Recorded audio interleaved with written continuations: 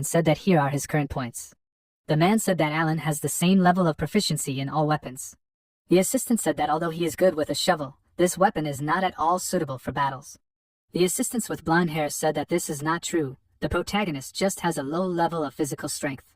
Hilda looked down, covering her mouth with her fist. She looked away and said that she had the same opinion as the dwarves. Alan asked loudly, "Is this how she takes care of him?" Hilda extended her hand to him and said that he now needs to know his level. She thinks that they should work on his physical abilities first. The protagonist looks suspicious and says that he will refuse if she asks him to train. He already told her that he came here to rest. Alan gets up from the ground. Hilda asks if she heard that he can use sacred energy. Is that true? The protagonist looks away in surprise and asks her for forgiveness. His sister asks if it works with any weapon, right? Alan agrees with her and says that sacred power can strengthen the attacks of any weapon he uses. Hilda says that then it might be his talent, strengthening the attacks of weapons. The protagonist looks forward in surprise and raises his hand. He asks with a smile if she realized it even though she didn't even see it. Hilda says that they just fought. His physical training is very poor. Seeing how Alan is able to control himself, she realizes that he quickly understands how to use it. The protagonist frustratedly wonders why everyone keeps calling him weak. The sister said that it would be difficult to pick out the best weapon for him in a couple of days. Alan could rest today, and they would continue tomorrow. The protagonist would waste his abilities if he used any weapon that came his way. The training lasted a week. Sometime later, in the library on Hilda's territory, the protagonist laid his head on a book and thought that he was here again. He turned his head to the side with an exhausted look and thought that according to Hilda, it seemed that today's training had not brought any results either. Alan raised his head and thought that he liked reading more than training. Is there any magic that he could use? Alice looked at him with a sad look, holding a book in her hand, and greeted His Highness. Alan thought that this girl was also here. She had come with the Archbishop. He turned to the side and asked if she really liked libraries too. The Archbishop was doing well, right? Alice turned to His Highness and said that Raphael was currently hunting werewolves. They instantly fell silent without saying anything. The protagonist lowered his head and thought that he did not know what else to talk about with her. Alan looked away and asked him to forgive her then. Alice asked, "Is he looking for enhanced magic now?" The protagonist looked at her with a serious expression and confirmed her words, saying that he was just reading about magic. She, clutching a book in her hands, said that the conversation was about the revival that was last time, or rather, she thinks that she can help him a little. After a while, they sat down at the table reading books. Alan, with a calm face, looks at the book in his hand. Alice, smiling with a red face, looked away. After some time, Raphael addressed her by name. Alice raised her head from her hands lying on the table. The Archbishop, putting his hand on her shoulder, asked, no matter how much she loves to study, how could Alice fall asleep in the library? He has been worried about her since this morning. Alice, with bruises under her eyes, looked at him and asked for forgiveness. Raphael asked how she fell asleep here. Alice raised her hand with a smile, and said that she was having so much fun studying that she didn't notice how time passed. The Archbishop said with a happy look that she was just like him. Alice wondered if he knew that she was sitting here with the 7th Prince. Would he be angry? Raphael asked what the 7th Prince was doing there. He raised his hand to his mouth and said that the protagonist had managed to perform a revival and even summon the sacred dead. Seeing this freak, Raphael wondered if he had already started to get dementia. How did Alan manage to do such a thing? Alice thought with a calm look that it seemed like her grandfather had a lot of questions for the 7th Prince. Since the protagonist was the person who had gotten on her nerves in the past, her grandfather would never ask all these questions. She also wanted to know more about this person. Maybe she should tell him that the 7th Prince had changed now. Alice clutched the fabric of her clothes in her hand and turned to her grandfather. She said, why not just ask the person in person? Alice looked away in surprise without finishing and asked what that sound was. Raphael quickly turned to the side and said that it was something in the training hall. He looked to the side in amazement. The Archbishop ran to the door at great speed and said loudly that he was sure that it was the 7th Prince who had done something again. Alice looked at the smoke rising behind him and called out loudly to her grandfather. She quickly ran after him and said loudly that it was not the 7th Prince. Alice thought that yesterday Alan was so carried away by books. Now the main character is a completely different person. She stopped in surprise and looked to the side. Raphael walked forward and asked loudly, what is this? What is going on here? Alan looked in surprise at the stick broken in half in his sister's hands. Alice looked ahead in amazement and asked, did His Highness really just break Her Highness's spear? The Archbishop asked, was that freak really that strong? Hilda's spear is known for being the best on the continent. Hilda looked at the broken spear and turned to Alan and said that they would try again. The protagonist, with a puzzled look, held the weapon enveloped in energy in his hands and asked for forgiveness. he asked. Didn't he just do a good job? The sister asked with a serious look. Did Alan enhance the weapon with holy energy? This is very surprising. The dwarf raised his hands to the side and said that it simply increased the endurance of his weapon. The second dwarf said that the protagonist could just randomly hit different targets and still get the same result. Hilda said that Alan made a good hit after all, so he needed to be more patient. They could try another weapon.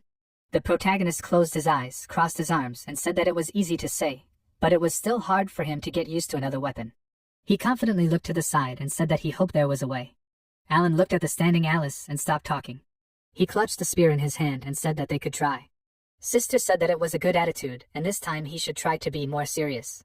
Hilda smiled and stood in a fighting stance, fluttering gusts of wind around her, and said that it was because she would also fight him with all her might. Alan quickly headed towards her with the intention of attacking. He looked ahead in surprise and wondered what Alice had said last night. The protagonist remembered the past. Alice pointed her finger at the book and said that the sacred power was associated with the energy of life. She could strengthen the weapon, but it would react more to Alan's body than to the weapon. Therefore, he should not focus so much on the weapon. The protagonist should try to learn to use his power freely so as not to depend on the weapon. Alan came out of his memories and released the weapon from his hand. Hilda looked in surprise at the tip of the weapon sliding along the ground. She quickly looked to the side and asked, did he really lower his spear? The protagonist raised his hand, concentrating energy around it, and thought that he did not know exactly how to cast the spell. If Alan tries to do what he did with the musket.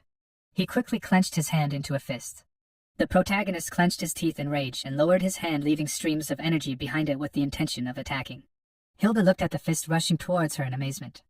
Alan instantly hit her shoulder with his attack, tearing the ribbons. The wall broke into pieces with great force, raising streams of air. The protagonist looked at his fist in amazement. The dwarves loudly asked, what was that? That was very amazing. How many points did he get for that? A huge dent in the wall from just one wave. That is truly amazing power. His stance and poor body position. They quickly showed 0 points. Hilda lowered her hand and said that Alan was amazing. She approached him smiling and said that he was able to learn magic in one night. The protagonist said that he had just done with his body what he had done with the spear before. He had help with that. Alan didn't have time to finish speaking and looked towards Alice, who was showing him a sign not to talk about it. The protagonist put his hand on his head and thanked his sister, and said that he didn't know that he would become so strong. It's good that she managed to dodge. Hilda put her hands on her hips and said that if she had blocked the blow, all the windows would have been knocked out. Alan did it from such a bad stance, but that blow would have definitely been the end. The protagonist asked with a puzzled look that if she said that it was bad, then he really had no skills in close combat and weapon handling? The sister closed her eyes, smiling. Alan thought that there was another way to look at it. If he had no talent in weapon handling, did that mean that he could use any weapon he wanted? Hilda said that he had worked very well. Now the protagonist should have a good rest so that they could continue tomorrow. Alan agreed with her, smiling, and said that he would go after he examined all the weapons. Raphael loudly called him a freak and asked, so he was really interested in all this. He said loudly with an angry look and an aura around his body that he had previously been sure that Alan was a freak. He was trash that no one could save. Alice smiled, put her hand on her shoulder and loudly turned to her grandfather, and said that it was time for them to go too. She said that she would return the blanket that he lent her. The archbishop looked away and said that he hadn't given her anything. Hadn't she been wearing it before he came?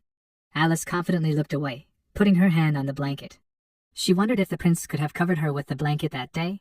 Alice happily lowered her head and agreed with her grandfather. She said that she seemed to have forgotten that she had taken it with her yesterday because it had gotten cold outside. Alice suggested that her grandfather go back. After some time, the bell rang. Alan quickly opened the door and asked what was happening so early. Is Hilda really going to fight? The assistant said loudly that it was an attack and a group of werewolves attacked the mines. The protagonist thought that was why the sister and the archbishop went together. Is Alice really going to help them with the retreat? She said loudly with a serious expression that the werewolves could have gotten here too. Alice loudly asked all the people to leave. Alan smiled, crossed his arms and thought, then he just needs to sit quietly and safely in the castle? The assistants loudly addressed His Highness and said loudly that he had arrived. The dwarf quickly ran towards him and loudly said that the matter was serious. The protagonist raised his hand to the side and loudly asked him to wait and not come closer. The dwarf looked ahead in surprise and asked what happened to the training arena. Alan kept his hands on the pole and asked for forgiveness and said that he was training when this happened. The dwarf looked ahead in amazement and loudly asked what exactly he was practicing. Where are all the weapons? Alan coughed and said that the dwarf suddenly saw it. He looked away with a calm expression and thought that now that he knew he could enhance the endurance of any weapon, he would not miss this chance. The protagonist quickly looked at the dwarf and asked, "Did they make muskets here too?" Alan looked at him with a serious expression and asked, was he wondering if they could make him one? The dwarf said with confusion that they had one. The protagonist wondered, was he really refusing to give him a musket because he thought he was ugly? The dwarf sighed, put his hand on his head and said that he would give it to Alan. The protagonist bent down and asked, was that really true? The dwarf said that the abilities of the musket they had created were equivalent to a decorative weapon. Everything would change, because Alan could kill vampires with one shot through the castle wall. The protagonist smiled and asked, had he really heard about that too? The dwarf agreed with his highness and asked if he could set him one condition. Alan wondered with an irritated look, what was he getting at? The dwarf said that he would give the protagonist any musket he wanted. But Alan had to try it out right now. The protagonist asked, did the dwarf just tell him to join the battle? Alan looked at him with surprise and asked, his sister was coming and even the archbishop was there. Why was he so worried? The dwarf said that the attacks of werewolves were quite unusual these days. Their number was also high. For the first time he had the feeling that they were following someone's orders. They probably have a strong leader. So they were going to call everyone, even the weak ones, for help. The protagonist asked angrily and loudly, what did the dwarf just say? The dwarf said that the Red Cross would help a lot in the battle, but they would not move until Alan gave the order. They said that protecting the protagonist was their main goal. Alan looked up tensely and agreed with him, and said that those people came here to protect him. The dwarf turned to his highness and said that the villagers were in danger. Her highness and he were afraid that they might lose, and all his friends from the mines. The dwarf lowered his head and said that he was worried that they were in danger too. So, could the protagonist send a Red Cross with them? If Alan would do them such a favor. The bell rang quickly, interrupting the dwarf.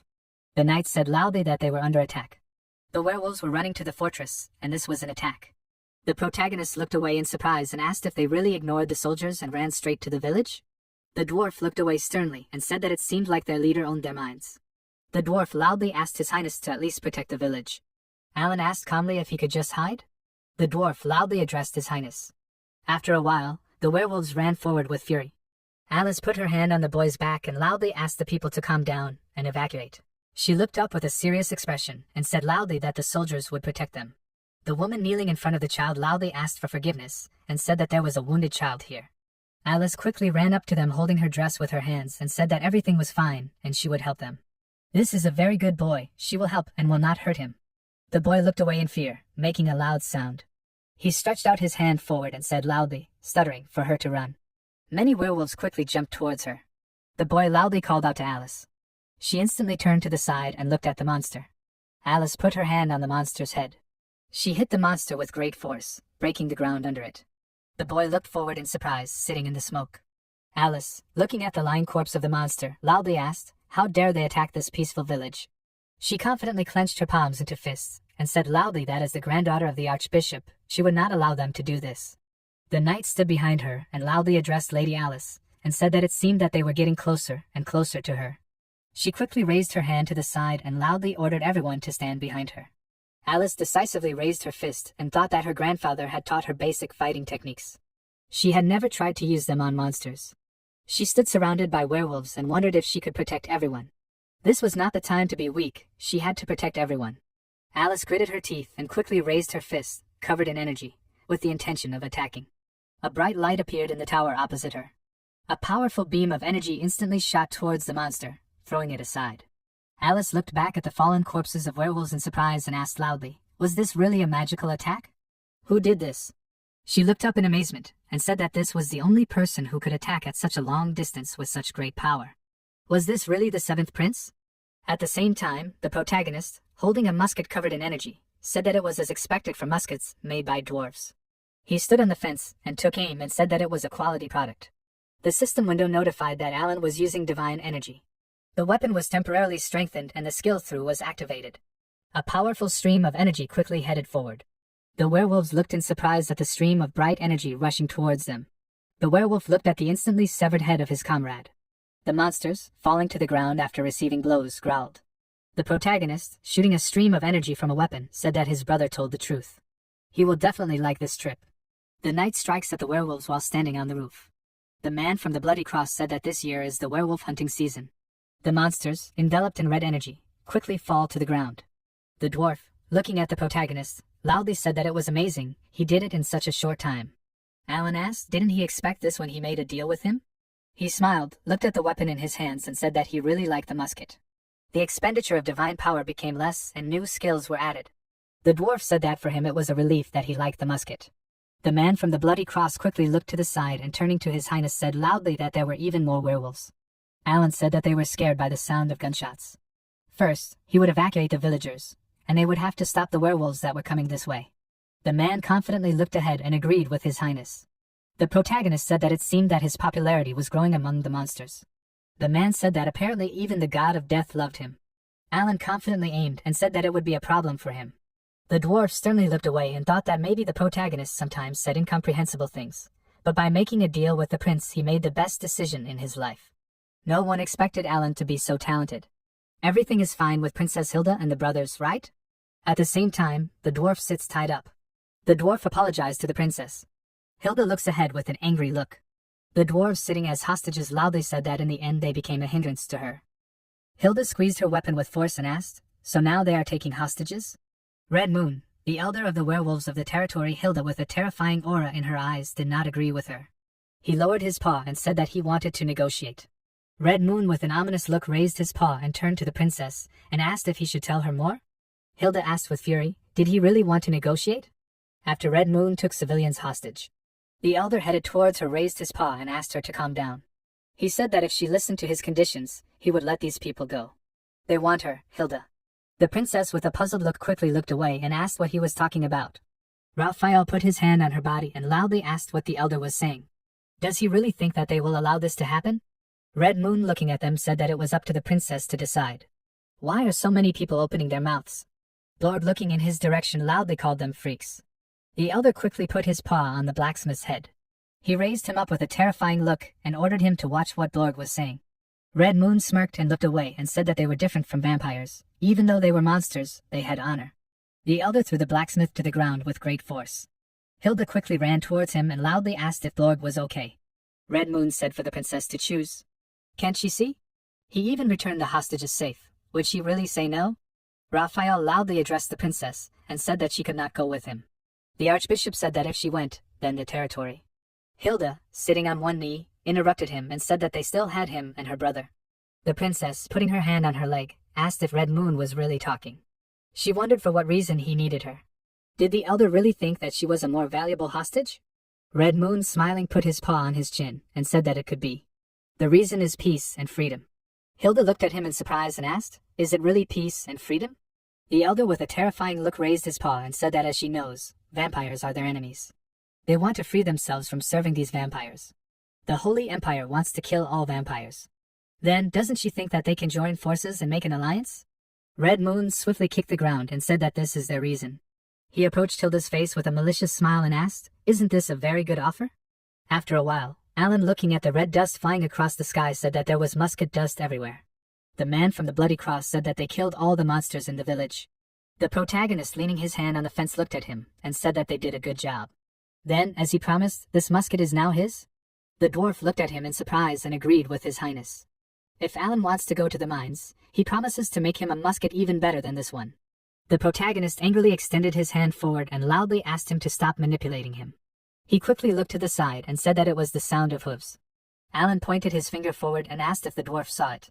Even without him, everyone returned unharmed. The dwarf clenched his hands into a fist, went to the fence, and loudly said that the princess could do it. The man walking on the roof turned to his majesty and said that something was wrong. He did not see the princess among them. The protagonist looked down in surprise and asked what this meant. The dwarves loudly said that they needed to take care of the wounded first. The dwarf ran to his comrades and loudly said that they were fine. Where is Princess Hilda? The dwarf apologized and said that because they were taken hostage, the princess became a hostage of werewolves. Alan looked forward with a serious expression, clenching his fist. The dwarf quickly grabbed his comrade's clothes.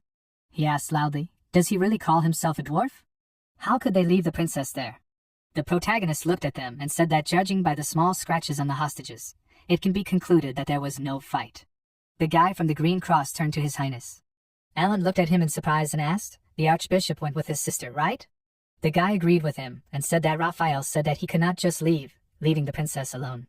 Still, how could he do such a thing, and who will manage the village now? The guy thinks that the archbishop predicted in advance that they would be delayed for a long time. Alan wondered with confusion, what is he talking about? Aren't the guys too calm when their leader was taken hostage? The guy said that they know where Princess Hilda is. He raised his hand to the side and said that they would wait here and they would go together later. The main character looked at him and asked what if he refused to go with them. The guy coughed and looked at the dwarves fight. The guy asked if he should beg. After a while, among the tall trees in the forest, Alan asked if they had to go so slowly.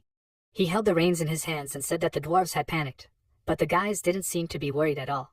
The guy said with a calm look that the dwarves had close ties with the princess, but they believed in her powers. And she was with Raphael, so there shouldn't be any problems. The main character looked up and agreed with him, and said that this old man looked strong. The man from the bloody cross asked what strong meant. The guy looked to the side and said that it was true. His Highness had lost his memory. The dwarves don't care about the world outside the territory, so they probably don't know about it. Alan closed his eyes with a tired look. History Raphael, he has published many books, but there are also many historical ones. Because he, the Grand Duke, fought with the Holy Emperor against the Demon King. The protagonist looked ahead in amazement, and thought that he knew the Archbishop was strong, but he didn't think he was that strong. The man from the bloody cross said that for Raphael, these werewolves were equal to newborn dogs. The Red Moon looked at the princess, and said that it was very beautiful. Hilda asked, does he say such words like peace and freedom and that's all? The elder crouched down lower and asked the princess not to be angry, and said that he had been watching her for a long time. While she was killing his creatures, this side of her personality was the most beautiful. The Red Moon wanted to steal her so that Hilda would become one of his creatures. As he already said, it's for the sake of peace and freedom. He needs to restrain himself while negotiating with the Holy Empire. The elder bowed his head and looked at the chained princess. He said that now she no longer needs to walk with that old man. If Hilda agrees to join forces with him, he will give her a strong army of werewolves to lead. Red Moon put his paw under her face and said that as a condition for joining forces, he will make her his wife. The elder covered his mouth with drooling over her head. He quickly opened his mouth and said loudly that if she wants, he will be by her side even at the moment of death. After the princess's life comes to an end, Red Moon will give her a new life as a werewolf. Raphael looked down and quickly destroyed the chains that bound him. He looked forward with a terrifying look and said that he can't listen to this anymore. The elder looked at the freed archbishop in amazement.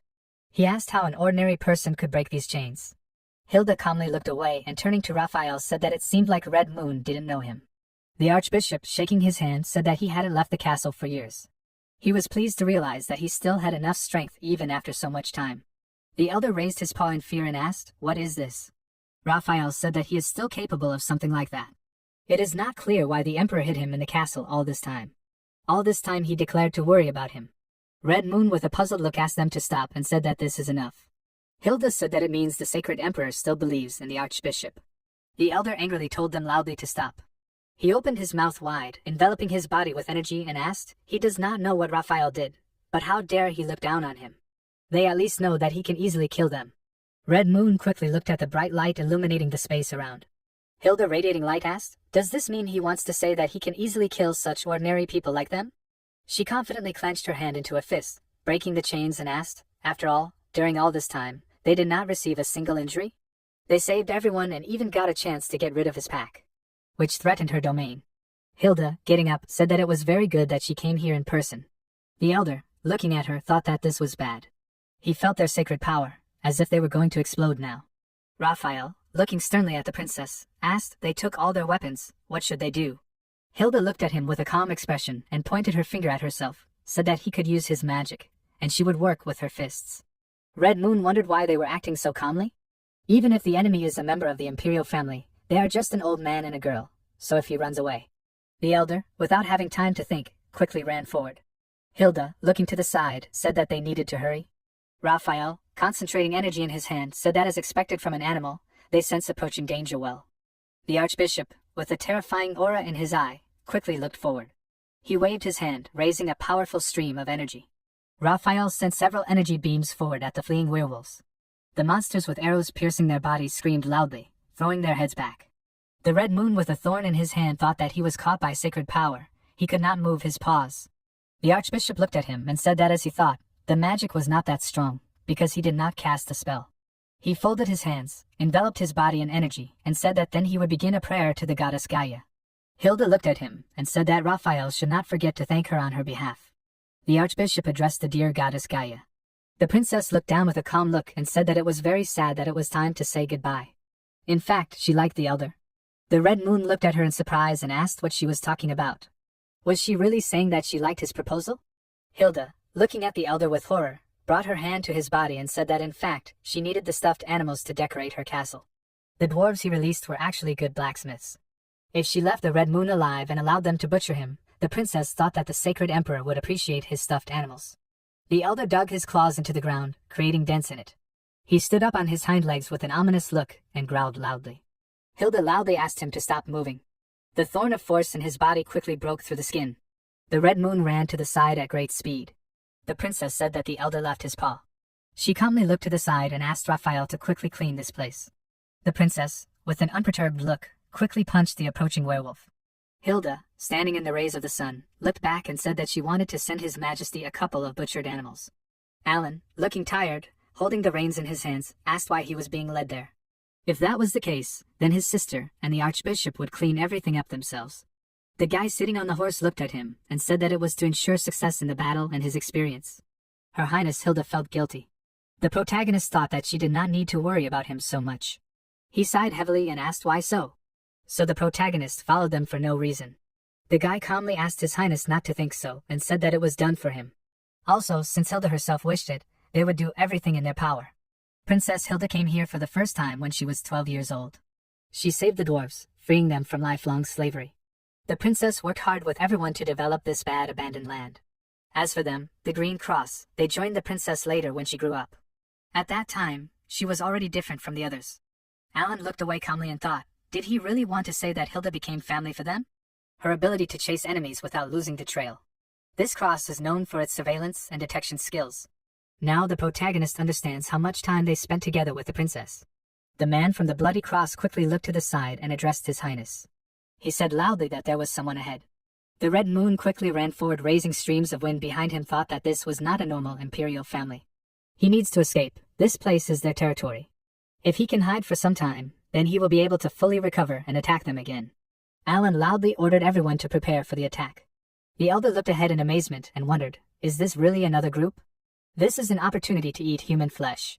He quickly ran to the side and thought that he should not underestimate the freaks from the Empire. First he needs to escape. The protagonist confidently aimed, concentrated energy into the weapon and asked, is this really one of the hostages who escaped from his sister? The Red Moon looked in surprise at the bright stream of light. The elder looked at Alan and remembered Hilda. A bright light quickly spread around, illuminating the forest. The Red Moon looked at the bright light with fear on its face. A beam of energy hit the elder's eye. He raised his head up, growling loudly in pain. Alan asked if the Red Moon was okay even after being attacked in the head. Was he one of the parents? Or were his bullets too weak? The protagonist confidently held the musket in his hands and thought that in this world, a musket bullet would simply dissolve if the target was more than 100 meters away. Thanks to his divine aura, Alan could shoot at long range. What would happen if he shot again? Many werewolves quickly headed towards the protagonist. Alan, shooting to the sides, loudly said that the parent was running away. It seemed that he called his creatures to escape while they were distracting them. The protagonist gritted his teeth in anger and thought that this was a curse. It would be hard to catch the elder if he ran into the forest. Alan said with a stern look ahead that he had an idea. He quickly headed to the side and said loudly that they would split up and he would go after the parent. The man from the bloody cross loudly called out to His Highness. He said loudly that half of the Red Cross would stay here and continue the fight. The other half would go to accompany the seventh prince. The horses quickly headed to the side, raising smoke under their hooves. Alan looked back and thought that they were going after him. Although, the more eyes, the better. He smirked and thought that on such a weak parent, it would be very good to practice his skills. The system window notified that the Death Flood skill was activated. The protagonist loudly ordered the werewolf to stand still. He said with a smile that he heard that werewolves consider themselves warriors of honor. That's why the Red Moon is running away, because he is scared. Seeing the elder running, it became clear that he has no honor. He needs protection, right? The Red Moon looked away in fear, loudly insulting Alan. He stopped and said that even if he could escape, he would still die when the protagonist used that strange thing. So it would be better for the elder to take him to hell with him. The protagonist grinned maliciously and said that that was what he was talking about. He quickly jumped off his horse and loudly ordered the Red Cross to close his ears and eyes.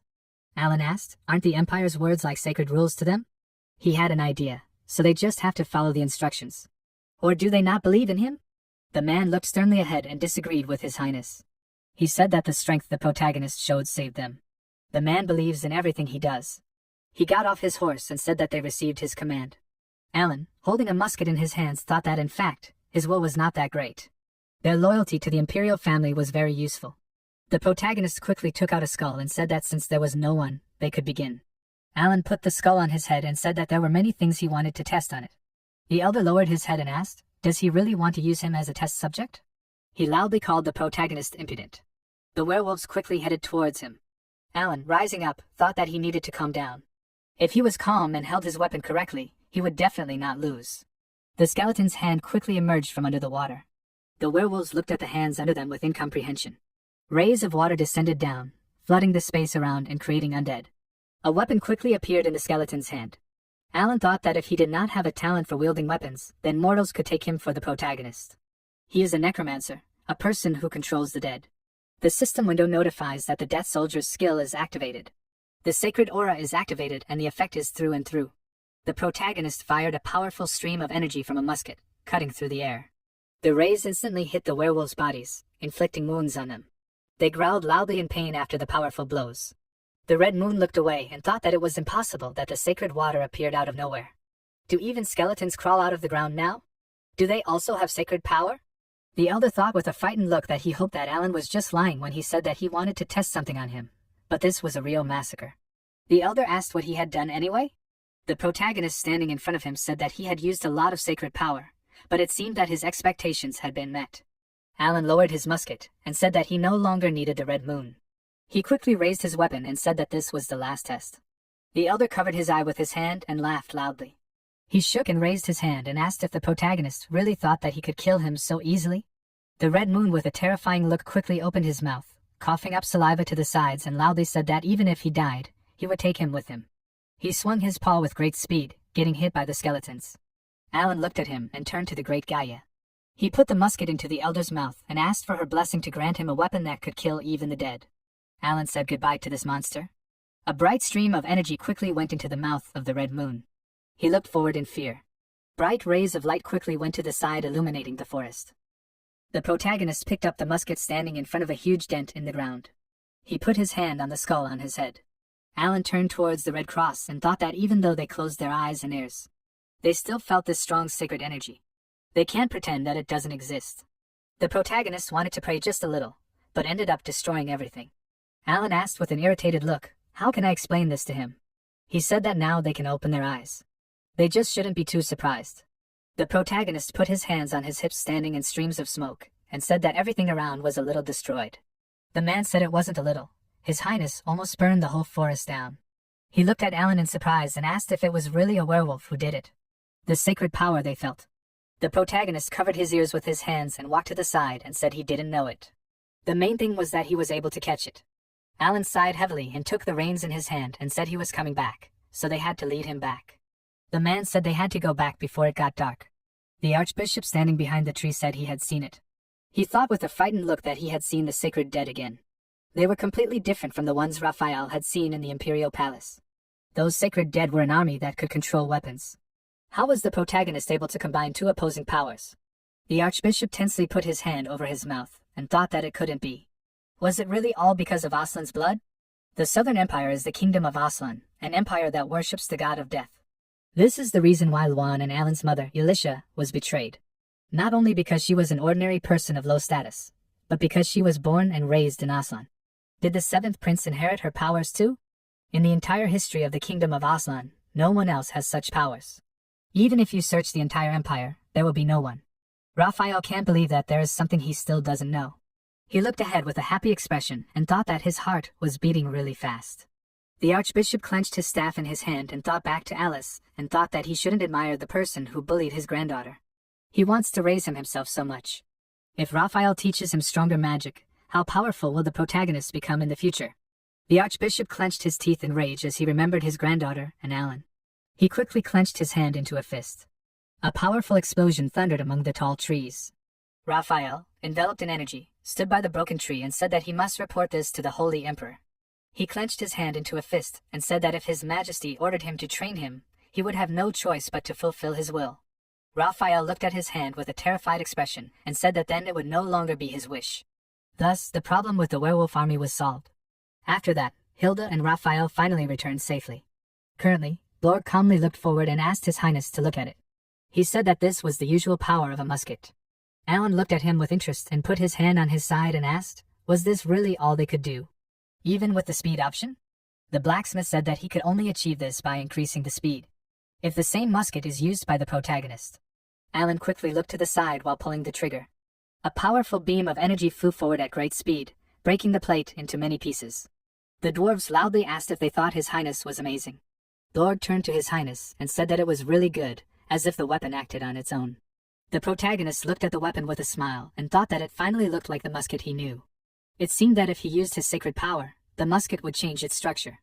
The blacksmith raised his hands and said that if he needed to pray to gain sacred power, then Alan needed to prepare an attack in advance. The protagonist can strengthen his body with sacred power, right? Then about the armor. The dwarf quickly opened the door and interrupted him, loudly addressed His Highness. He loudly said that the preparations were complete and Princess Hilda was asking for a meeting with him. The protagonist looked at his musket with a calm expression and asked, is it really his sister? Lord looked away and said that what he was talking about would be sent as a gift for him. He looked forward with a calm expression and said that His Highness could rely on them. They prepared a festival for the protagonist. After a while, Hilda raised her glass and said loudly that it was a good job. She happily bowed her head down, raising her empty glass, and said loudly that they would start a bloody festival. A tomato quickly fell onto his shirt, splashing its juice to the sides. Alan, looking at what was happening, thought that this was a festival prepared specifically with tomato juice, instead of real blood. He looked away in surprise and thought that this was like the tomato festival in his past life. Alan looked at the sitting people from the Red Cross and thought that it looked like they were also enjoying the festival. Why were they still wearing robes? Would they really die if they took them off? Alice loudly told him to be careful. The protagonist looked at the tomato flying towards him in amazement. The tomato quickly smeared across his face. The people looked at Alan in amazement. Alice, holding the vegetable in her hand, loudly apologized to His Highness. She said that she was just playing with the children and did not mean it. The protagonist looked down in surprise, licking the juice from his finger, and said that it was delicious. He, wiping his face with his hand, said that it was okay, they could just continue having fun. Alan thought that, judging by what he had done in the past, he deserved to get a tomato in the face. Alice put her fist on her chest and asked loudly, why don't they talk and have a drink together? The protagonist raised his hand in surprise and asked what she was talking about. Alice, with a red face, said that she wanted to hear more about the revival and the magic he used. Alan, with a calm look, said that he had nothing to tell. He just did it based on her knowledge and ideas. He just put in a lot of sacred power, caught the soul that was about to leave the body, and brought it back.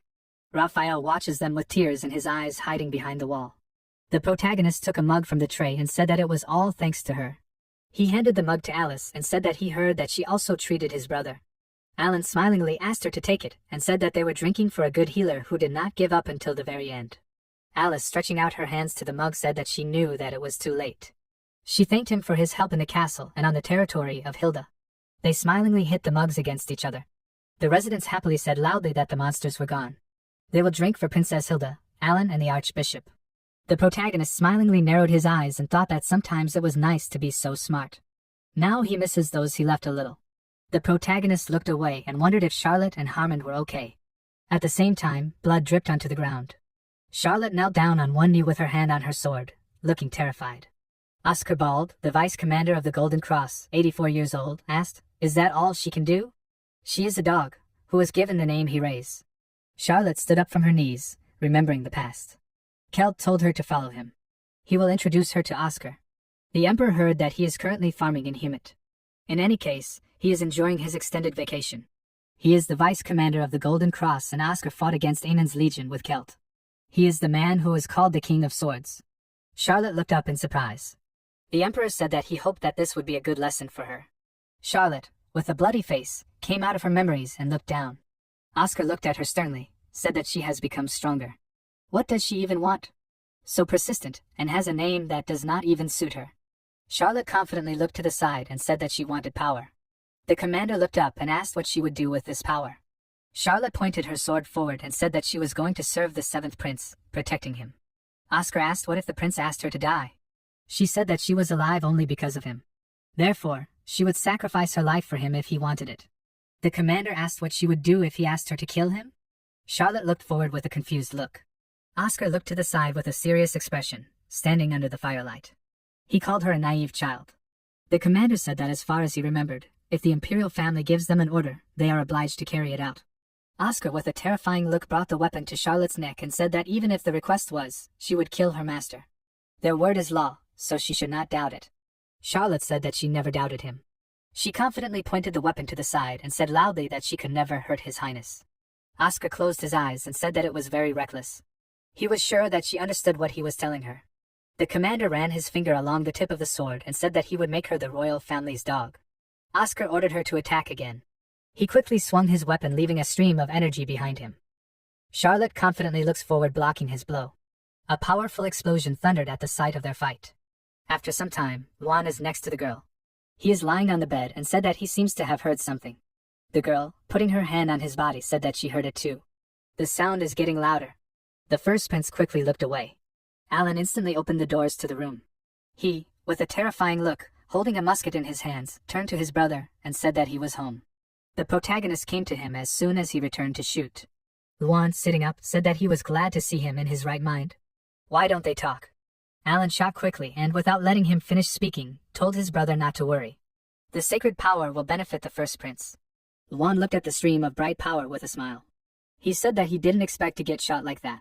After a while, the first prince put his hand on the place where he was shot and asked if the protagonist thought it was too much to shoot his own brother. Alan crossed his arms in anger and told him not to cry. His body would no longer be damaged by the sacred power. Luan would only feel a little pain because he would get a bullet made of highly concentrated sacred energy. So he didn't have to exaggerate. Luan smiled and extended his hand forward and said that he made mistakes just like his brother, so it could be said that everything was fair. Alan, sitting on a chair, said that at least now he knew. The protagonist, lowering his head to the side, said that so that the first prince knew, he was going to hide somewhere in the castle for a while. Luan, looking forward in surprise, asked, "Why is that?" Alan should walk around the capital. The protagonist with a sad look did not agree with him. He said that he did not know what was wrong with the archbishop, but on the way back, he continued. Alan told what happened in the past. Raphael turned to His Highness and the protagonist looked at him in surprise, opening the door. The archbishop asked loudly with a serious expression if he wanted to learn magic from him. Alan calmly refused him. The protagonist returned from the past, crossed his arms and said that after that, he continued to pursue him and offer him the same thing over and over again. Alan was already tired of him and wanted to hide. Luan looked at him and said that Raphael did this because he wanted him as a student. He is the best magic researcher. The protagonist looked ahead with anger and, without letting him finish, said that he didn't want this. He can study magic as much as he wants, as long as he has magic books. The assistant turned to His Highness and said that he was here to hand over the work to him. The first prince ordered him to enter the room. Alan, leaning his face on his hand, thought that wherever he hid, he was sure that this old man would get him everywhere. The assistant said that the most urgent matter now is the matter of the Black Order. The protagonist looked forward in surprise and asked, "Is it really the Black Order?" Luan looked at the piece of paper and asked, "Has he really heard of it too?" The first prince said that they were found in the place where his brother caught the witch Morgan. This time they were found in Humite. His Majesty began to pay more attention to this, because this is an area with a large population. From the moment they were deprived of everything by necromancers, this became a big problem. Alan wondered, are there really necromancers there? He got a lot of good knowledge on necromancy from the book he got after he killed Morgan. The protagonist asked, after the necromancers are caught, what is Luan going to do with the remaining books from them and tools? The first prince, looking away with a serious look, said that since you can't bring such things into the castle, they will be destroyed, or will be stored in the basements of the Humite Academy. Alan thought that it was very difficult inside the castle, but very good in Humite. He turned to his brother and said that he wanted to make him an offer. Luan looked at him with interest and asked, "What offer?" The protagonist smiled and asked his brother to arrange a long vacation for him. He folded his hands and said that in exchange, he would take care of the Black Order for him. After some time, a piece of paper said that the movement of the Black Order was detected in the territory of Humite. As proof, their spiritual familiars, the Red Devils, were spotted in the region. The Celt closed his eyes and said that despite the fact that they were like newborns, compared to their holy empire, they still could not catch them. The emperor thought that the freaks that the Red Cross caught were interrogated. None of them knew anything about this organization. He sent several squads of holy knights to find them. However, in the end, the Celt lost contact with the second group. The emperor squeezed the piece of paper in his hand with force. He looked sternly to the side and thought that all this time these freaks were hiding. There is a possibility that this organization is actually much bigger than he imagined. Even so, the problem of his heir has already been solved, and now suddenly other problems began to appear. Luan, Hilda and Alan, except for these three, all the others are not suitable. If any of these three become the next holy emperor, Kelt is sure that they will not betray the Empire. Instead of worrying about these three, he is more worried about this guy. Kelt remembered what was written on the piece of paper. It was written that a man similar to the first prince was seen near the fair in the southern territory of Aslan. The emperor, smiling, came out of his memories and clutching the piece of paper asked, "Is he really alive?" His son, who disappeared without a trace after the war with the Empire of Aslan. Why did he appear in the south at such a moment? Kelt looked at the piece of paper in his hand and said that after clearing out those monsters, people started to go crazy. Why does he have to work so much at his age? The emperor looked sternly to the side and thought that the first prince disappeared right after he inherited the throne. So Kelt has no way to pass on his responsibilities. He threw the pieces of paper down in anger and loudly called him a freak. The emperor said loudly that he can't even be a good son for a little while. If he's alive, he should have at least shown himself to him. If he died, he should have passed on his responsibilities. Luan stood behind the door and addressed His Majesty. He looked forward in surprise, opening the door slightly and asked if Kelt was okay. The emperor put his foot on the throne with an angry look, clenching his hand into a fist, and said that he sent the work papers through the servants. Kelt stopped and asked what the first prince was doing here. Luan looked at him and said that that was exactly why he came. He thinks to send Alan to Humit. The Kelt looked at him and asked, "Is it really because of the Black Order?" The first prince said that the protagonist said that he would go there himself. He said that he needed the order to return something to him. The emperor looked away seriously and thought, is Alan really talking about the time when he almost died because of Morgan's Veda? Everything makes sense if he wants revenge. He remembered the past. Raphael looked away in amazement, clenched his hand into a fist, and said loudly that the seventh prince commanded the sacred dead. The Celt watered the bushes and asked, "Is it really the sacred dead?" The archbishop said loudly and angrily that this justified Gaia's power. If His Majesty gave him an order, Raphael would be unable to do anything except deal with the seventh prince in person. The emperor thought that somehow, this had turned into an evil and amazing story. The corpse of a dead man with the sacred power of Gaia. Its power can frighten Judas himself. The god of death, who can escape his fate of death. Necromancy is a power that cannot be used and can only be used in the south. What if there is a way to use it in the sacred kingdom? Then there is a chance that Aslan's empire will be divided. The Celt came out of his memories and asked, "Did Alan ask for something?" Luan said with a calm face that he asked him about the books. Also about what could happen to the things left by the Necromancers after the battle. The emperor looked sternly ahead and asked the first prince to send the protagonist. He said that about the unusual movements in Aslan's empire, it seems to have something to do with the Black Order. If Alan can stop them, doesn't one think it will be fun? The first prince agreed with His Majesty with a straight face. He put his hand on his chin with a smile and asked, "Was this mission difficult from the beginning?" The Celt asked, "Didn't he receive the documents regarding this matter?" Luan said that he had only read the first page. He thought that the protagonist had accepted this mission without knowing anything about it. The emperor looked ahead with confidence and asked the first prince to send Alan away before he found out everything. Luan asked His Majesty with a determined expression to rely on him. 3 weeks later, on the way to Humit, the protagonist began to read the documents after leaving the castle. He threw his head back in resignation and said that he had been deceived, this was a scam. Harmon said that it was time for him to accept all of this. He looked away with a serious expression while holding the reins in his hands and said that they had been on the road for 10 days already. Is it okay for only the deputy to accompany him? Alan angrily slammed his fist on the glass and said loudly that of course it was not so. He knew nothing when he left. The protagonist sighed heavily, lowered his head and told Harmon to wait, maybe it would be better. He said that since the deputy already knew about his powers, it would be easier for him to use them, without those people from the Red Cross. Harmon calmly asked him not to be so strict with the Red Cross. He said that they are people who will do anything for the one who gives them the order. The Holy Emperor handed over the control of the Heresy Inquisitors to him live.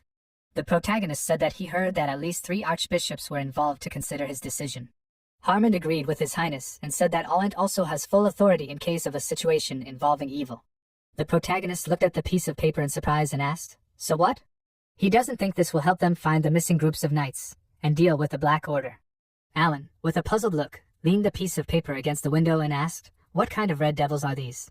The deputy said that even if they attack the protagonist as a group, they will be much weaker than the Vampire Duke. The red devils are familiar spirits used by the Black Order. These devils are known for stealing children in the past. Harmon looked at Alan in surprise and asked if he hadn't heard the story that he would be kidnapped by the red devil if he cried. Alan said he had never heard of it. He was a whiny child, but he was still okay. Harmon said that they have fat bodies and thick beards. They wear red clothes and walk on the rooftops, carrying a bag for stealing children.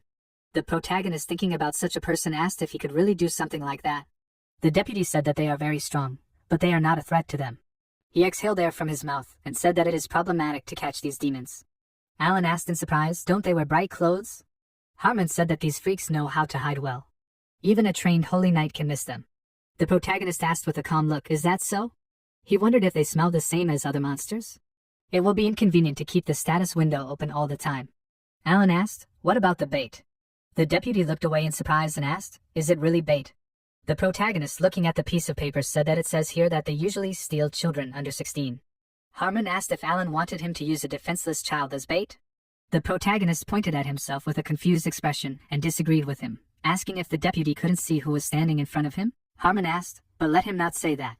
Alan interrupted him with a smile and pointed at himself, asking what the deputy thought of a 16-year-old boy sitting here alone in the middle of the night. So tempting, isn't it? A bright beam flew forward quickly. The red demon laughed, making a roar. They exuded a dark aura and looked at the carriage from the roof. On the piece of paper it is written that one should beware of the red devils. If something happens to their children, one should immediately report it to the guard. The protagonist said that it was very gloomy. Harmon looked around and asked if he could feel the aura of the red devils. Alan, walking forward, confirmed his words and said that the devils were weak, so they had a barely noticeable smell. He looked at the deputy with a serious expression and said that he would try to follow the unpleasant smell. Therefore, Harmon should go to the guard to find out what was going on. The deputy said that he thought it would be better if they went together. The protagonist interrupted him and asked if he really thought that these weak creatures could defeat him. He ordered the deputy to just go. Harmon, looking down sadly, agreed with his majesty and asked him to be careful.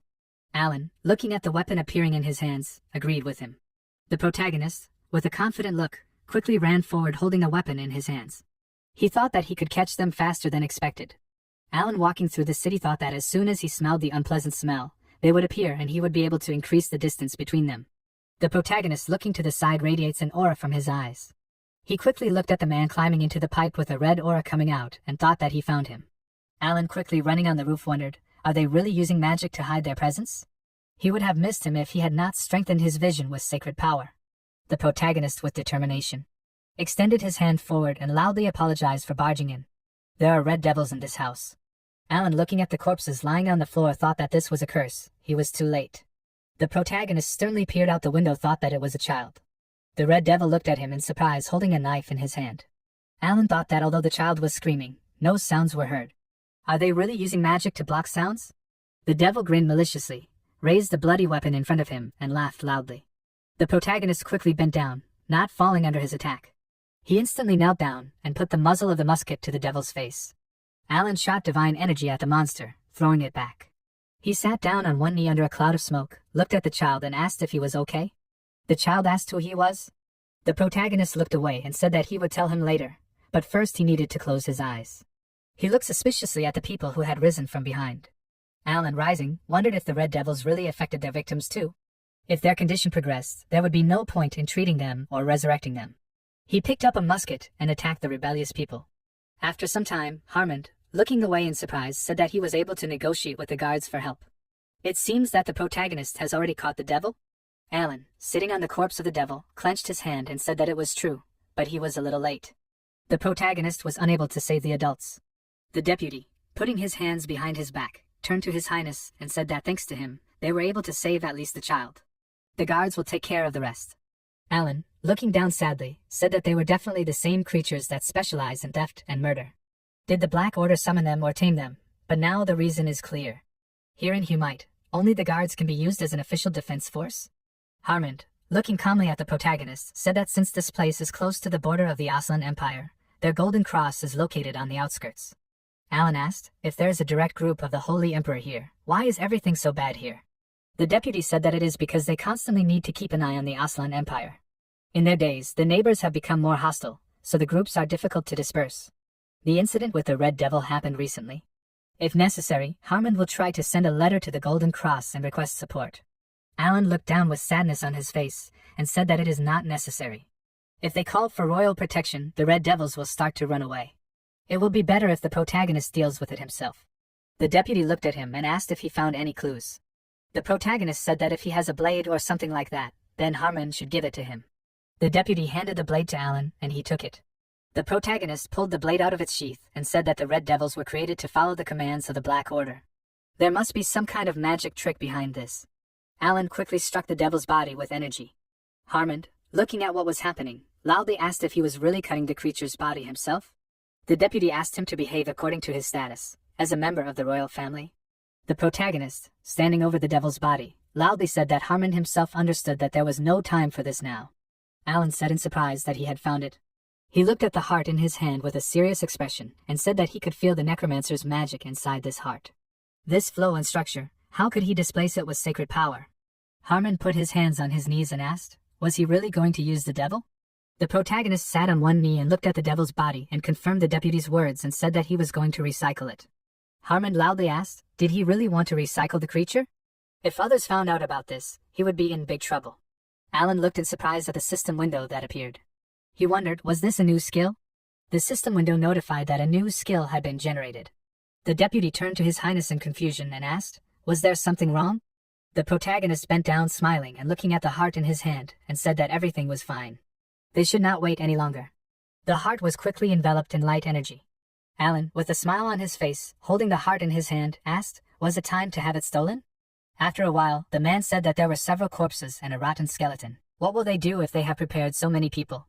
The comrade dragging the bag said that he did not know that, not only in Humite, it seemed that they were also preparing something in other places. Apparently, the order was going to make a large-scale attack. The men looked at the mountain of corpses lying on the magic circle. The man with the cane asked, still, how can they treat them like this? Walking with a stick also takes a lot of strength. The man smiled, put his hands on the cane and said that the red devils would be back soon. We must wait a little longer. They would bring fresh meat for them. As expected, small children are the best, with fresh blood and their long life cycle. The man with the cane said that he could finally strengthen his back. The devil quickly stood at the window, opening it and holding a bag behind his back. The man looked away, smiling, and said that he was just in time for their dinner. The devil quickly stood at the window, opening it, and holding a bag behind his back. Alan, smiling, quickly lifted the bag from his head and greeted everyone. The man, pointing his hand forward, asked what they were doing. He told them to steal healthy little children, and they brought some strange child. The protagonist said that now this guy will no longer obey him. If they are wondering why, because now he is his new master. Alan, smiling, put his hand on the shoulder of the devil, who was enveloped in energy.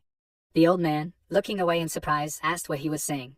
The man said in amazement how the protagonist was able to put sacred power into the red devil. A powerful beam of energy hit the man's head and cut it into pieces. Alan ordered the devil to kill all the necromancers and release the children. Strange people must be brought to him. The protagonist brought his hand to the bookshelf and asked what these guys were doing here. He extended his finger forward in surprise and said that they had collected a lot of books. Are these really the results of the research? Is this supposed to help him somehow? Alan told the falling corpse not to dare splash blood on them. The main character looked at the piece of paper in his hand with confusion and asked, what is this? Is this really the Book of Chaos plan? After some time, the knight raised his hand in front of him and said loudly that it was true, that knight had told the truth. All the missing children returned back. The knights put their hands down and stood next to the children and said loudly that the goddess Gaia had helped them. Are the children okay and how did they escape? The boy said with a sad look that he had been locked in some prison, but someone had freed him. The knight with a serious look, holding his hand on his shoulder, asked, who did this? Did the little uncle really do this? The boy said that he looked like those red devils that had stolen them. He was not wearing red clothes, so he was not a devil. The boy told him that there were angels opposite to the devils, blue angels. Save them. The knight asked in surprise, are there really blue angels? Harmon tensely closed his eyes, thought that it seemed like His Highness's plan worked. The deputy walked forward and looked towards the outstretched hand. The devil, smiling, peeked out from behind the wall, beckoning him to himself. Alan, sitting on the bloody floor holding sheets of paper in his hands, said that Harmon was here. The deputy, walking towards him, turned to His Majesty and said that he had done a good job. All the houses except this one looked like ordinary houses. The protagonist raised himself up, leaning on his weapon and asked, was that really so? It seemed like they had thought everything out very well. Harmon, looking away in surprise, asked what did you mean by thought it out? Alan, holding a sheet of paper in his hand, told him to read it. The deputy, holding sheets of paper in his hands, asked what did the chaos plan mean. The sheet of paper said that the members of the Black Order should attack the area for which they are responsible. Create misunderstanding, chaos, and bring terror to the people. They should continue the attack as long as possible and inflict the maximum amount of damage. Harmon asked if they were planning to terrorize the entire empire. Alan, creating a weapon in his hand, said that it seemed like they weren't just targeting Humite. The deputy, looking at the piece of paper, said that they hadn't written down their real target. The protagonist, walking away, said that he had thought about it too, which was why he had called him. Alan ordered those who were still alive to wake up and answer him. The devils, smiling ominously, stood in the distance and looked forward. The protagonist, with an ominous look, quickly kicked the man's body and asked if they still didn't understand what they were getting themselves into. He, pressing his foot on the man's head, said that he knew he was holding his breath. Besides Humid, they were targeting other areas, right? There weren't enough of them for this huge city, and the pogrom they wanted to cause. There were still missing holy knights. The man stood up, clenching his hand into a fist, and said that if he promised not to kill him, he would answer. The protagonist smirked and clenched his fist and asked, "What is he talking about?" The protagonist turned to Harmond and asked, "How are the kidnapped children?" The deputy looked away tensely and said that the guards were looking for the children's houses. Some children still had not returned home. Alan asked if the man heard that. "It turns out there are not enough children either." The protagonist said with an ominous look that the necromancers used the lives of others to cast spells. Just like how they tamed the red devils and hid that place. Except for those two, they use magic everywhere, so they need a lot of magic power. Alan looked horrified at the man's raised head in his hand and asked, "Is that why they ate those children? Maybe they kidnapped not only children, but also the young and the old." The man looked up at him in fear and loudly asked him to spare him. The protagonist clutched the hair on his head and asked if he listened to those children when they begged like that. He quickly threw the man aside and said that he shouldn't worry, because Alan wouldn't let him go just like that. He would use them until their lives were gone. The protagonist, walking away, turned to Harmond and told him to drag those survivors from the Black Order to the palace. Let the Inquisitors take care of them. The men, looking forward in fear, loudly asked not to hand them over to the Inquisitors. The deputy, looking at the protagonist, asked if everything would be okay. Alan angrily put his hands on his hips and said that they would die soon anyway, they just had to become zombies. Harmond, looking down tensely, said that he wasn't talking about them, but about the blue devils. They could reveal that the protagonist controlled the dead with his power. Alan thoughtfully tilted his head and said that he didn't care. The Archbishop had already found out about this power anyway. It would be hard to explain and look for an alibi, and the king had already noticed everything. The deputy looked away in surprise and asked, "Is he talking about the Holy Emperor?" The protagonist looked forward, raised his hand and said that judging by his silence, it looks like he decided to watch him. Therefore, they need to act quickly, and also deploy several groups in the capital. Alan closed his eyes and asked the deputy to tell His Majesty that he needs to extend his vacation. Harmon looked away sadly and said that he understood, His Highness. The protagonist said that then the one who answers his questions will die without suffering. He smiled ominously, put his weapon on his shoulder, and stood over the man and asked, "Where are the rest of the freaks from Humid hiding?" After a while, the assistant said that it looked like their allies in the western part of Humid were defeated. Lawrence, Harillo, Hilda, Hadron, and other major cities. They say that groups of holy knights and priests have appeared there. Cheese asked, "What does he mean?" The assistant said that it looked like the western branch behaved too openly, so they were caught. The Cheese said loudly that they should have been more careful. The assistant raised his hand in surprise, looking forward, and said loudly that there was more news from the border. The Divine Army had been sent out. Sir said that if he was talking about the Divine Army, then groups would be sent out when the war came. This is the Holy Emperor's main weapon. The assistant gritted his teeth and said loudly that they were still trying to contain the Golden Cross, but now there was also the Divine Army here. They couldn't split up with them like they did with ordinary holy knights. They could do it in the last war, they had many chances. Now, it was quite difficult to do so. Moreover, as the Divine Army was located near the border, it seemed that Aslan's side was already aware of the news. They said that they wanted to reject it. The assistant angrily hit the wall with his fist and said loudly that it was a curse. They stood in the church and said that it seemed that the imperial family had realized something.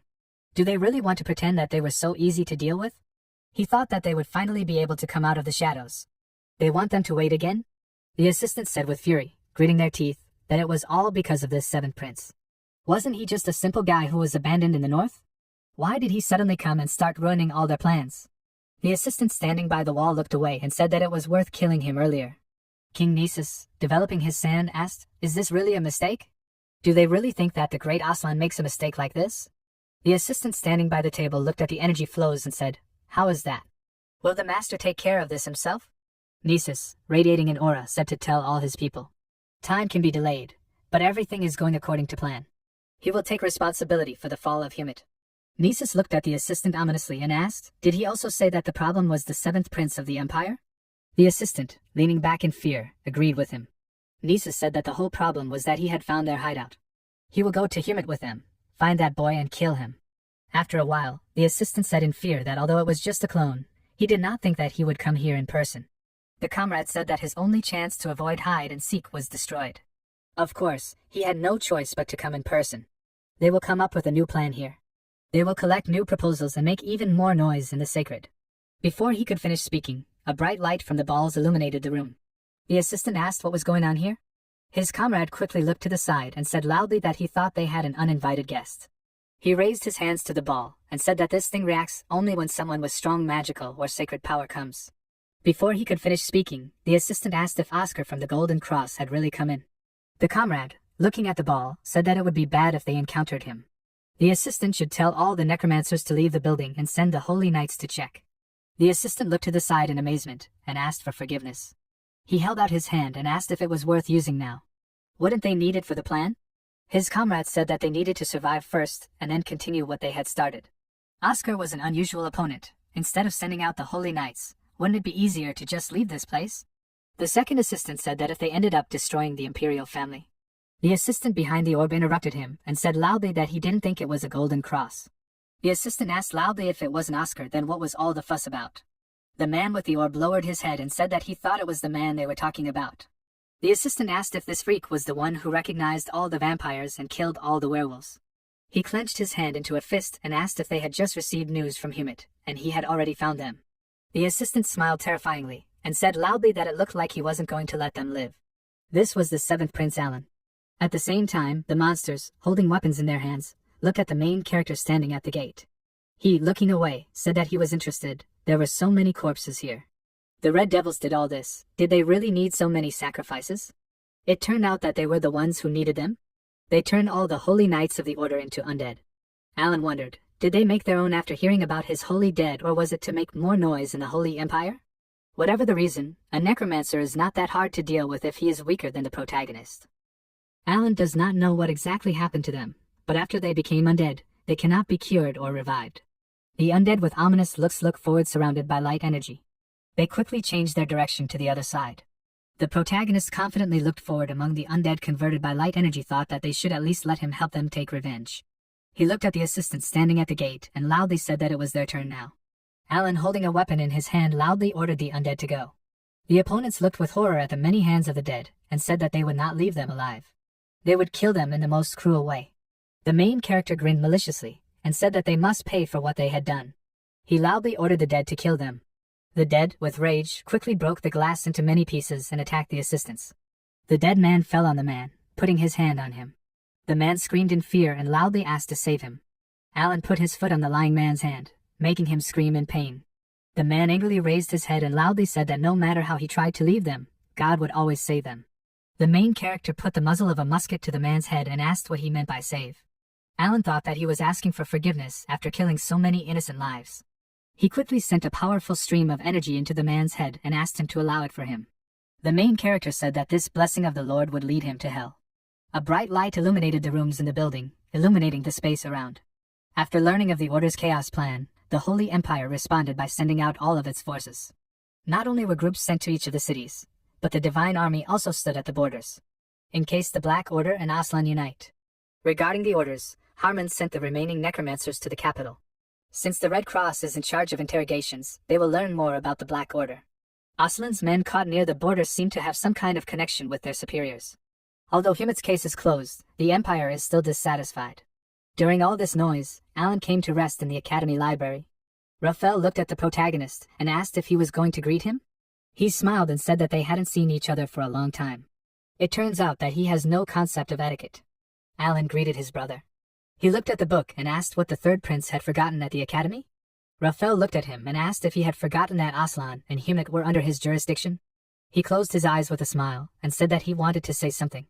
The protagonist looked at the book with interest and turned to his brother and said that they had to be quiet in the library. Ruffle came closer to him and quietly said that he came here because he wanted to tell him something. Alan looked away tensely and thought that the third prince was very annoying and persistent. Ruffle quietly said that Humid was under his jurisdiction. He heard that the protagonist had made a noise in his estate. Was that true? Alan said that he had not made a noise, but was cleaning it. The protagonist looked at him with irritation and said that he had done it with the permission of the Sacred Emperor. Ruffle clenched his hand into a fist and said that the thing was that he should have decided this. The third prince thoughtfully put his hand on his chin and said that the protagonist had some strange way of solving problems. His blue angels, what are they? Aren't they akin to the red devils? Alan said that he let them go because they were helping the villagers. He calmly put his hand on the book and said that he got it from the Necromancers. Does the third prince have any other news? Ruffle asked. Did he really take him for a newspaper? He looked away with an irritated look and said that there was nothing special. Under the current circumstances, the Holy Emperor believes that the Black Order and the Aslan Empire have joined forces. The border has already hinted at a possible war. The protagonist asked, what does Aslan say about this?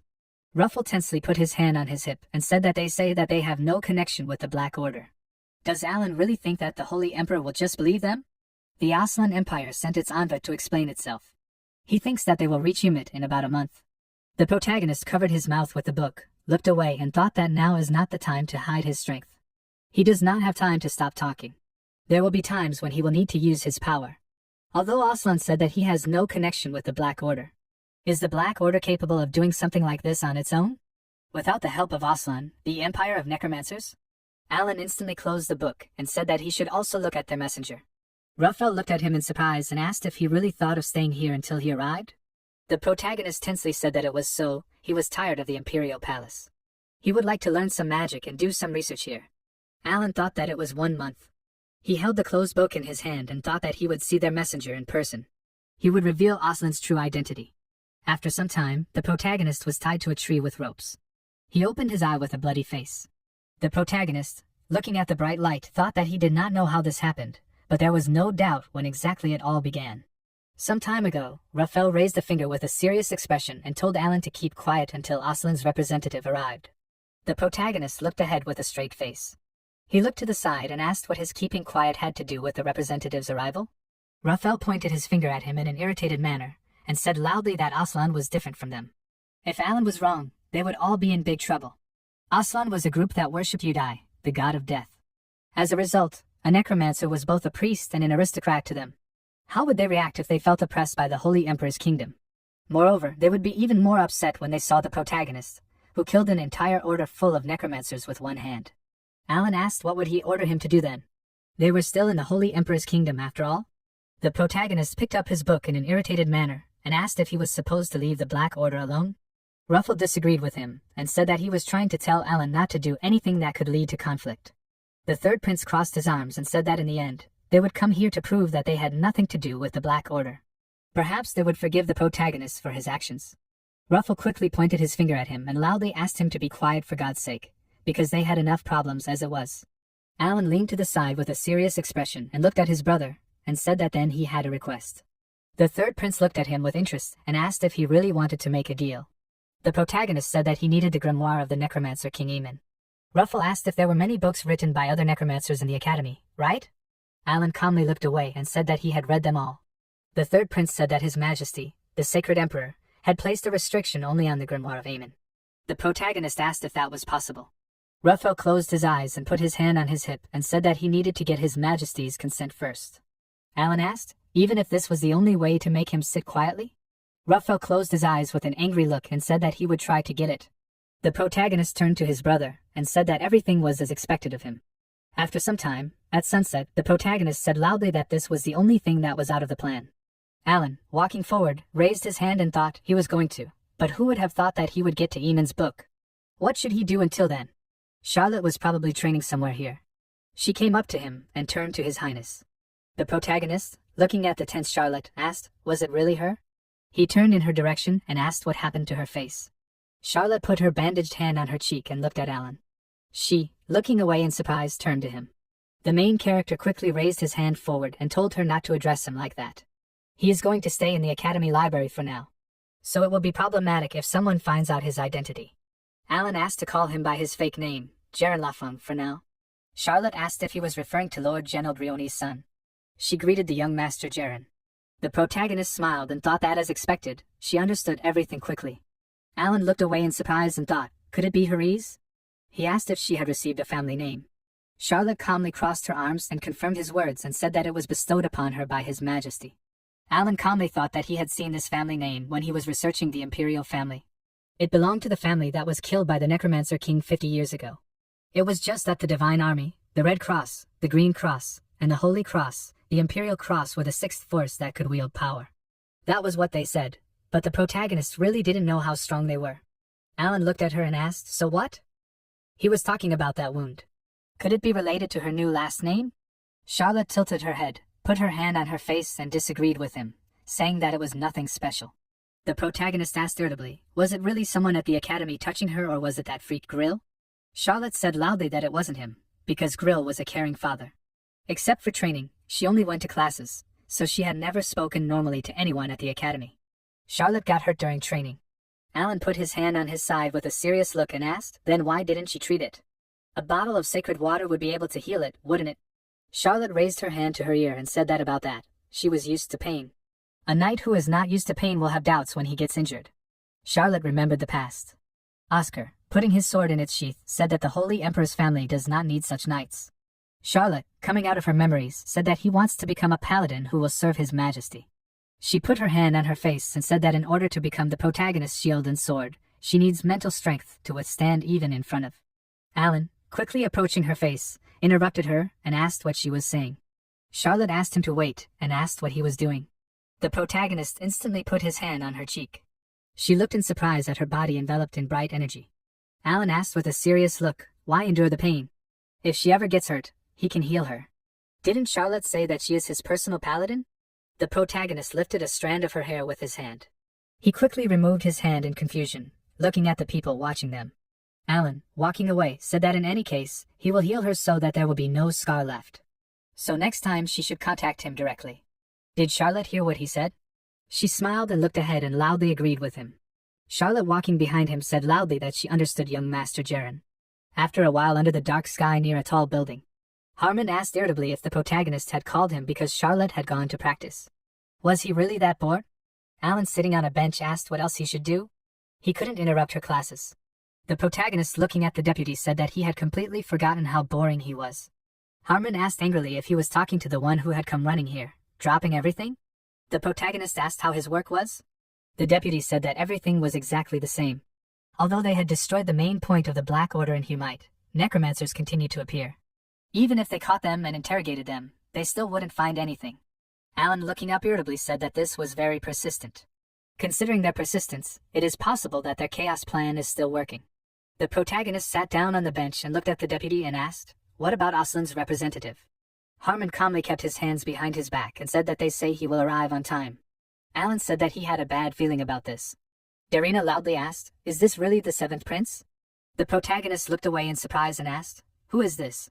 The deputy bowed and greeted the princess. Alan wondered, is this really the princess? He quickly used his ability to exude an aura from his eyes and wondered, is this really a person? The system window notifies that Darina's characteristics are fragile body, weak mind, disorder and chaos, strong obsession. She raised her hand with an ominous smile. Alan quickly looked at her and thought that this was the second wife of the heir to the throne, Raphael's mother.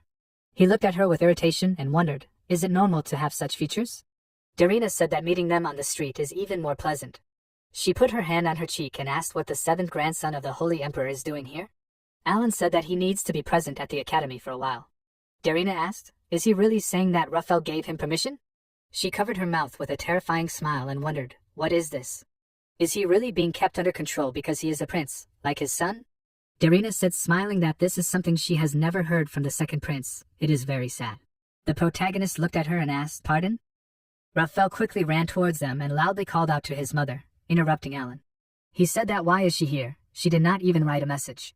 Darina, with a smile on her face, quickly hugged him and loudly said that he is her beloved son. He did not look for her, so Darina came herself. Raphael turned to his mother with shame and said that they were being looked at. He looked down sadly and thought that if they found out that the second prince had grown up like this, the prince would probably be happy. Raphael quickly held out a book wrapped in cloth and, turning to Alan, told him to take it. The protagonist looked at him in surprise, raised his hand and said that this was it. The third prince said that this was the magic book of the Necromancer Amen. This is what he wanted, right? They got it from the academy dungeon. Raphael angrily pointed his finger at Alan and said that it was time for Mom to go, so he would see her off, and the protagonist must definitely keep his promise. Alan, raising the book up, loudly said that they should go faster. Raphael, walking back, turned to his mother and said that he would see her off to the carriage. She agreed with her son. The protagonist turned to Harmon with a serious look. He, remembering the past, asked why the third prince Raphael was called the second prince. Isn't it easier to say it like it is? The deputy sternly closed his eyes and said that aristocrats do not talk about this either. The second wife of the heir to the throne, Darren, gave birth to children without problems after marriage. During pregnancy, the umbilical cord wrapped around the child's neck, and he was born dead. The prince was sad and awarded the dead child the title of second prince. Darina could not get over her surprise. She found similarities with her child in every little thing and called everything by the name of the second prince. Seeing this, the prince decided to take another child and became this child. The protagonist, looking at Harmond, interrupted him and said that it was Raphael. Is Darina really pretending to be the second prince? The deputy, looking tensely to the side, agreed with him and said that there was another problem. Before the third prince was born, she did something that should not have been done. Darina resurrected the second prince. Alan asked in surprise what was he talking about. The protagonist thought that he heard that he was the first person to be resurrected. Then is it really the undead? Harmon lowered his head and said that this was something that shouldn't happen in a busy city. Alan asked who the crown princess was. Could she even be a necromancer? The deputy said that he hadn't looked into the details. It was reported that the necromancers had bewitched the princess, and that they had been purged. The protagonist looked down tensely, thinking that it had been stated that she was possessed, and in a state of confusion. Could this really be what Raphael thought? At the same time, the carriage was moving forward rapidly, leaving a trail of smoke behind it. Darina said that Alan looked healthy. She leaned her head on her hand and said that it would be good if he died along with Elisha. Raphael extended his hand forward and turned to his mother and said that, after all, what his younger brother had said. Darina said loudly that if only the Black Church had killed him in exile. She looked out the window with an ominous look and said that she didn't like all this. He is naive and useless, and Raphael must never lose to him. The son must make a good impression on the prince. Darina lowered her head and asked, then the prince will see her again? She said, crying that they will go to Oslin's border zone. They need to meet the ambassador there. Streams of wind and smoke lift the leaves up. After some time, the swords crossed, creating a flow of energy. Charlotte clenched her teeth, blocking Oscar's powerful attacks. He quickly stepped back and said loudly that she was holding on very well. Oscar, waving his sword and leaving behind streams of energy, asked if at least awareness had come. They crossed, shaking swords, attacking each other. Oscar lowered his sword and said that not only he, but also His Majesty could not achieve the same at her age as she had. She is a follower of the Golden Cross. Charlotte sighed tiredly and said that she did not like it. She had no thoughts of swearing allegiance to His Majesty. Oscar, looking sternly at her, walked forward and clenching his hand into a fist, asked what she said. What was she saying? He said loudly that she was already a follower of the Golden Cross and should be ready to die for His Highness. Charlotte agreed with him and said that she was also taught to obey any orders. But she doesn't want to do that. No matter what, she knew she shouldn't do that. Charlotte, remembering the past when the main character helped her, said that only one person can tell her what to do. Only Alan can do that. She quickly raised her sword, fluttering air currents around, and said that only he is her king. Would he be in the Golden Cross if he weren't loyal to His Highness? She said that it doesn't matter, she still needs to help the seventh prince. Oscar turned to the side, raised his hand, and asked what she was saying. They only exist for His Highness. Charlotte said that then she will make him successful. Oscar looked at her in surprise. She clenched her hand into a fist and asked, will this work?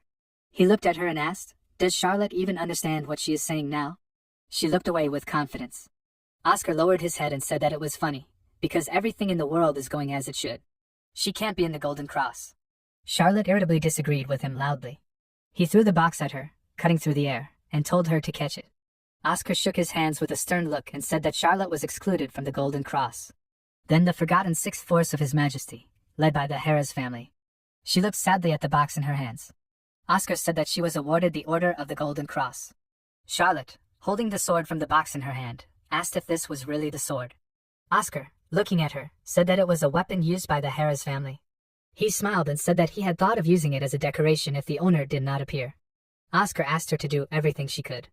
Charlotte must protect those dear to her, if this is the reason for her existence. She confidently looks forward, holding the sword in front of her. One day, shortly after, the gates opened and Oslin's ambassador, Kaima, arrived. He looked at the beautiful city and asked loudly, what kind of place of the gods was this? Kaima spread his arms to the sides and said that only the fortress wall, soft trees, grass, and a fresh breeze remained. He squinted and looked to the side and said that this was a blessed land. The ambassador smiled maliciously and thought that now was not the time to be jealous, because there was a fire burning in their eyes. Raphael approached Haima and greeted him. He smiled and extended his hand and said that they had come a long way. Haima introduced himself and said that it was a great honor for him to meet him. Raphael asked in surprise if he really knew him. The ambassador confirmed this and said that he had heard about him. Haima smiled and asked the third prince to take care of them. After some time, it was written on a piece of paper that there would be a congratulatory banquet for the ambassador from Aslan. The protagonist asked what that was. He thoughtfully put his hand on his chin and looked at the piece of paper on the wall and asked if they even needed to organize a banquet. Charlotte folded her hands and said that this was a tradition of receiving foreign ambassadors. Alan sternly looked to the side and said that he knew this, but Aslan was an enemy country. Moreover, such a frank notice, they even asked the royal children to participate. Charlotte said calmly that they were probably throwing a big banquet. The protagonist asked, she wants to brag, right? After all, the level of education symbolizes the power of the country. She must show everything she can. After a while, a man entered the room and asked if he was going to see Mr. Geron. The guy stopped and said that he was not interested. The protagonist, standing in the hall, turned to Charlotte and asked what she was thinking. The guy pointed his finger at him and said loudly that here he is. Alan looked at him in surprise and asked what he was talking about. The blonde guy smiled and asked what family he was from. This was the first time he saw the protagonist here. Charlotte approached Alan and quietly said that these were the children of the Count and the Marquis. The protagonist said with irritation that they were annoying. The guy said that she spoke so quietly, it seemed that they were on good terms. It seemed that Alan was from the outskirts. Charlotte said that it was difficult to see him in class, so she came to talk in person. The guy asked, who would have thought that he was a prince? The main character quickly turned around, addressed Charlotte, and told them to just ignore them. The guy pointed his finger at him and asked loudly, apparently Alan does not understand the current situation. The main character sighed heavily, walking forward and said that wherever he went, there were these fools. The guy quickly headed towards him, raising his fist with the intention of attacking and loudly said that this was already too much, and such people continue. Charlotte instantly stopped his attack and interrupted him, saying that she was worried about the future of their kingdom. She quickly clenched her hand into a fist with the intention of attacking. Charlotte hit the guy with great force, throwing him back and creating a powerful beam of energy behind him. The man turned towards his fallen comrade and loudly asked, what was that? The main character asked, do they really not know about the conversations yet? The guys looked away in surprise and loudly asked, what other conversations? Alan snapped his fingers and said that this was a conversation about the elf taking away bad children. Devils with a bright blue aura in their eyes quickly appeared in front of the smiling protagonist. They are looking forward with a sly smile. The guys, looking at the devils rushing towards them in fear, shouted loudly and said that these are red devils. The guy asked, what other red devils? They are all blue. Harmon quickly punched the man in the cheek.